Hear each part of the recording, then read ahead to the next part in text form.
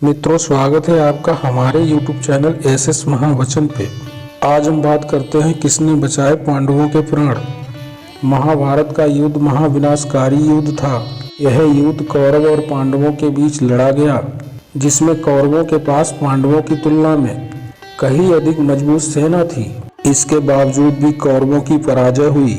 महाभारत का युद्ध जब आरंभ हुआ तो कौरवों के पास पांडवों की तुलना में सैनिक बल अधिक था। भीष्म, द्रोणाचार्य और कर्ण जैसे एक से बढ़कर एक महारथी थे, लेकिन फिर भी युद्ध में पांडव विजय की ओर बढ़ते ही जा रहे थे। यह देख दुर्योधन को बहुत क्रोध आता था। दुर्योधन इसका दोष पितामह भीष्म को देता था।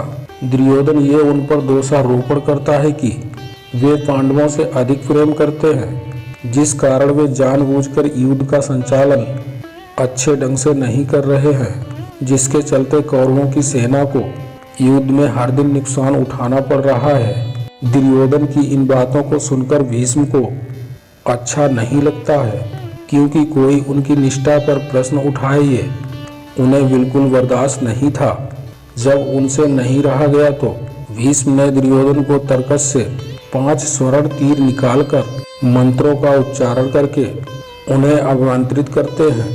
भीष्म कहते हैं कि दुर्योधन कल इन्हीं तीरों से वे 5 पांडवों का वध करेंगे। दुर्योधन इस बात से बहुत प्रसन्न होता है, लेकिन उसे भीष्म पर पूरा भरोसा नहीं होता है। दुर्योधन भीष्म से कहता है, पितामह आप मुझे ये 5 स्वर्ण तीर मुझे दे दें। रात्रि में ये तीर मेरी सुरक्षा में रहेंगे। युद्ध आरंभ होने से पूर्व प्रातःकाल में ये 5 तीर मैं आपको सौंप दूं, तब आप रणभूमि में इन तीरों से 5 पांडवों का वध कर देना। भीष्म दुर्योधन के मन की बात को समझ जाते हैं, लेकिन वे उसे तीर सौंप देते हैं। दुर्योधन ने अर्जुन को दिया था वरदान। महाभारत के युद्ध से पहले जब सभी पांडव वन में निवास कर रहे थे, तो पांडवों के निवास स्थान पर एक तालाब था।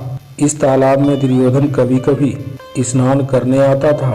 एक दिन जब दुर्योधन तालाब से स्नान करके निकला तो वहां अचानक ही स्वर्ग से गंधर्व आ गए। दुर्योधन और गंधर्व के बीच विवाद शुरू हो जाता है।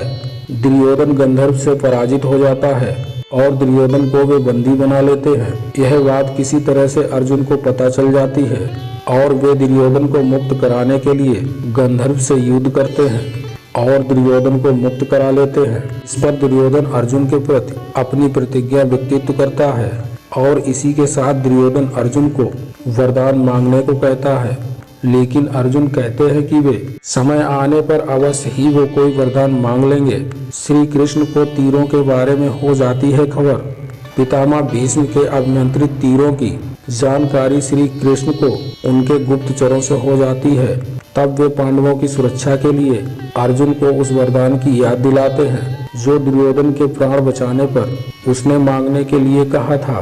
भगवान श्री कृष्ण अर्जुन को उसी समय दुर्योधन के पास भेजते हैं और अपने उस वरदान का स्मरण कराते हुए दुर्योधन से स्वर्ण तीरों को मांगते हैं। अर्जुन की ये बात सुनकर दुर्योधन हैरान रह जाता है, लेकिन अपने वचन के कारण दुर्योधन आमंत्रित 5 स्वर्ण तीर अर्जुन को वरदान स्वरूप दे देता है।